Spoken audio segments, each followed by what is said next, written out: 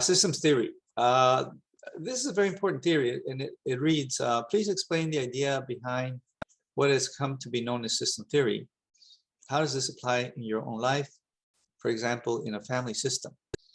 So the idea behind systems theory is that everything is connected to everything else. I think Donald Trump didn't understand this, or he doesn't believe it. But I think this is true. Everything's connected to everything else. So what you do will affect other people. What other people do will affect you, and things like that.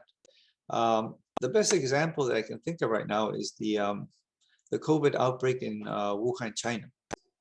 As far as we know, COVID began in Wuhan, China, and I'm a college teacher, so I'm always reading, researching, and writing.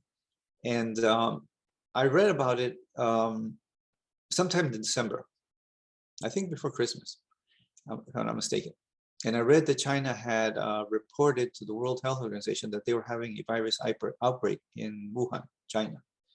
And I thought, oh my God, this is very bad for China, for Wuhan. I thought, this is very bad for Wuhan and maybe China. That's what I thought. And then it began to spread, right? It began to spread in China. It began to spread in Asia. It jumped over to Europe. Asia is connected to Europe by land masses, right? So it jumped to Europe, and then it came here to the Americas, and then Africa, I think. So it's like, oh my God, right? And we're now at almost 2 years with the coronavirus pandemic. So clearly things are connected to each other, okay? An outbreak in a small city in China. Well, a small city in China is big, okay, because China has humongous cities. But in a relatively small city in China, a outbreak there spread throughout the world, right?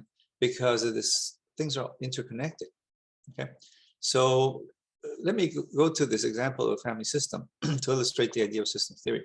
This is important because you kind of need to understand this, that things are interconnected, and what you do will affect other people. What other people do is likely to affect you, okay? So let's say we have a family, you have father, a mother, a daughter, and a son. And let's say the father dies in a car accident. Maybe he's the principal breadwinner, because now most parents are working these days. If he dies in a car accident, this is obviously going to have an impact on the family system, right? A deleterious impact on the family system. Or let's say the mother dies of breast cancer. Well, most mothers are kind of the nucleus of the family. Like they prepare the meals and clean the house and wash the clothes, and they take care of the children. They take care of the husbands, and they work. So that's always going to have major impact on the family system. Or let's say the daughter becomes an unwed mother. Maybe she's a teenager and becomes an unwed mother. That's going to impact the family system, right? Or let's say the son gets arrested for driving under the influence. Well, that's going to impact the family system, right? So this is the idea that things are interconnected and they affect each other. And I think this is an important idea, so that you realize that what you do is going to affect other people. Okay, but that you can control, because you don't want to do bad things that will hurt other people. But what other people do is likely to affect you too, unfortunately. Okay, and if they're doing bad things or things that or actions that are likely to have a back impact on you. Okay, let's go to the next slide.